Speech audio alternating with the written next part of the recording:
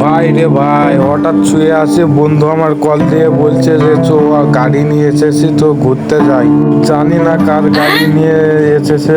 তো আমার বন্ধুরে বললাম তুই চালাইতে পারবি না, তুই আমাকে দে আমি চালাই। তো বন্ধুর হাত থেকে গাড়িটা কেড়ে নিয়ে একটা টান দিলাম।